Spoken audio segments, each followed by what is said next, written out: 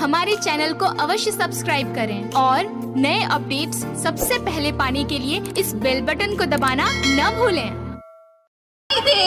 उसे खामोशी कहते हैं और जो आंखों में दिखाई दे उसे तूफान कहते हैं, उसे तूफान कहते हैं।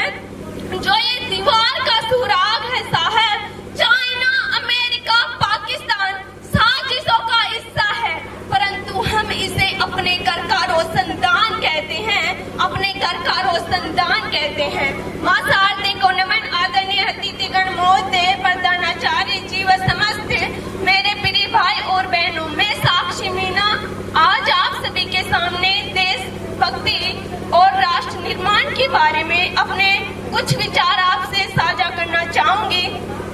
आजादी के बारे में मैं आपको बताना चाहूंगी कि आजादी का असली मतलब वही समझ सकता है जिसने कभी गुलामी की हो, और हम सभी का तो यह सौभाग्य है कि हम सभी ने स्वतंत्र भारत में जन्म लिया, स्वतंत्र भारत में जन्म लिया।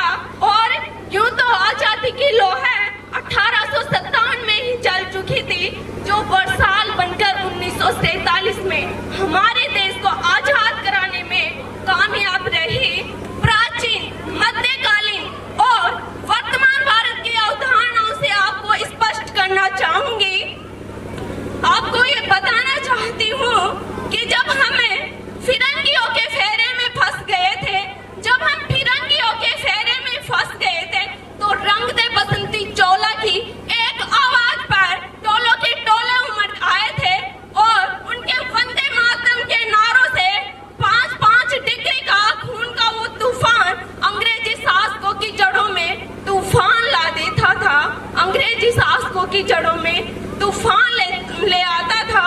यह उस समय के लोगों की देशभक्ति की कसौटी थी। और उसके बाद 1962, 1965 और 71 के युद्धों में अपना स्वाग गवा देने वाली औरतें, जब घर के हालात ये हो जाया करते थे कि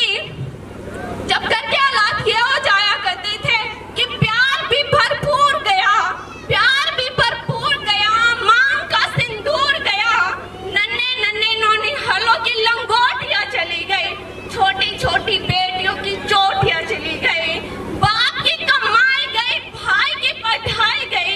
ऐसा एक विस्फोट हुआ कि सारे जिस्म की ही कहीं बोटियां चली गई, सारे जिस्म की ही कहीं बोटियां चली गई, सारे जिस्म की ही कहीं बोटियां चली गई।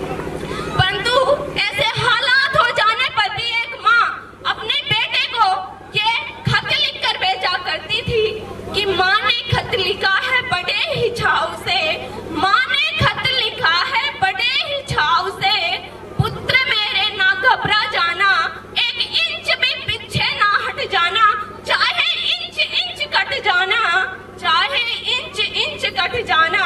यह उस समय की देशभक्ति थी जब एक माँ के साथ ही पूरा परिवार, पूरा समाज और पूरा देश अपनी देशभक्ति को साबित कर रहा होता था, अपनी देशभक्ति को साबित कर रहा था। उस वक्त लोग मर जाते थे, मिट जाते थे, फांसी चढ़ जाते थे, परंतु आज लोग मर जाने को नहीं कहते, मिट जाने को नहीं कहते, फांसी चढ़ जाने को नहीं कहते। अगर मैं पूछती हूँ आप लोगों से, क्या फेसबुक और व्हाट्सएप की डीपी को 3 रंगों से रंगना ही क्या देशभक्ति कहलाता है? क्या सड़क की ट्रैफिक में क्या वो बच्चा जो तिरंगे बेच रहा होता है, क्या आप उसे उसकी देशभक्ति कहेंगे? नहीं, यह उसकी देशभक्ति नहीं है। वह बच्चा तो तिरंगा इसलिए बेच रहा होता है क्योंकि वह उसके पेट की शक्ति है जो उसे ऐसा करने पर मजबूर कर रही होती है, जो उसे ऐसा करने पर मजबूर कर रही होती है।